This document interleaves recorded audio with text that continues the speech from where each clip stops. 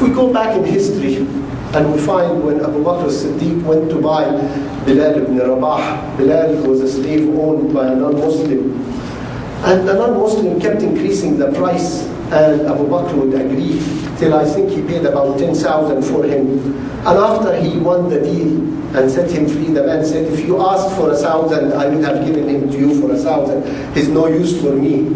So Abu Bakr as-Siddiq said, if you asked for 100,000, I would have paid 100,000. This is the Muslims. This is how we think of each other. Not one for 1,000, but we have become so low that it's one for 1,000. Rather than if you ask for 100,000, I will pay you 100,000. He was more than 100,000 to me. So we don't reflect, we don't understand, and we don't see how far we have gotten ourselves into.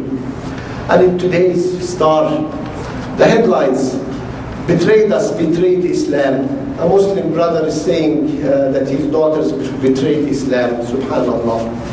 Why did they betray Islam? Because he brought them here in the West and they wanted to live the Western life. And if you ask him why did he bring his family in the West, knowing what the West is like, he would say, for my children. And yet what did he do? He killed his daughters. Because I don't know, I didn't read the details, but they betrayed Islam. Who is he to decide if the daughters betrayed Islam or not? It's a misunderstanding of Islam that does this.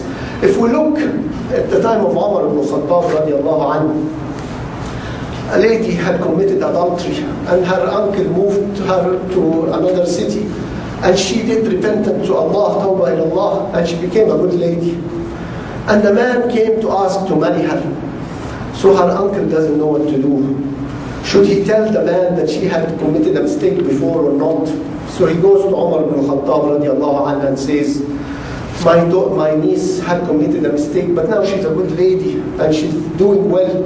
Should I tell this husband to be what she has done so I'm not lying to him? So what does Umar ibn Khattab tells him? If you dare to tell him, I will punish you. Because she has asked for repentance and Allah inshallah will accept from her. How dare you go and tell him about it, subhanallah. If she asks for repentance, Allah subhanahu wa ta'ala may accept it, and who is he to tell him, subhanallah. And yet here is the father go and kill the children. And in the book, subhanallah, Shaykh al-Ghazali talks to us about an incident like this. He says, if a man, Muslim man, somebody came to tell him his son had committed adultery, he'll have a smirk on his face. His son is a man, smirk on his face. But when his daughter commits a mistake, he wants to kill her. He said, which part of Islam says this? Both are equal and both are wrong. Why does Islam really say it's okay for a man and it's wrong for a woman? Both of them are wrong, subhanallah. Both of them are wrong. Not smirk on the face for a son and kill the daughter, subhanallah. So here we have to understand Islam. And that's where we have to understand the conditions. When somebody, the few cases where Rasulullah has stoned people for adultery, it is because they admitted against themselves. And every time they come and say, Ya Rasulullah, I have committed a mistake, a sin, he looks the other way. وَمَا أَرْسَلْنَاكَ إِلَّا رَحْمَةً لِلْعَالَمِينَ. He was sent mercy to mankind. He looks the other way, he pretends he didn't hear. And after the 4 times, does he accept? And even with the lady, when she accepted, he told her, go and have your child and come back. And after she gives birth, she comes back and says, Ya Rasulullah, punish me. He says, go and breastfeed your son and come back. And the scholar says that Rasulullah is giving her a way out. He doesn't want to do it. He's not happy to do this. So he tells her, go and breastfeed him and come back. SubhanAllah. This is the Islam. This is Ruh al-Islam, the spirit of Islam that we have to learn about, not glad.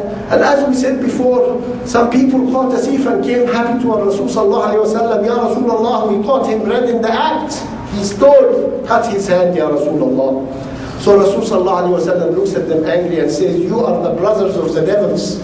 أنتم أخوة الشياطين. Couldn't you have found an excuse and let them go? But now that you have brought him to me, I have to fulfill Allah's word. SubhanAllah. This is the spirit of Islam.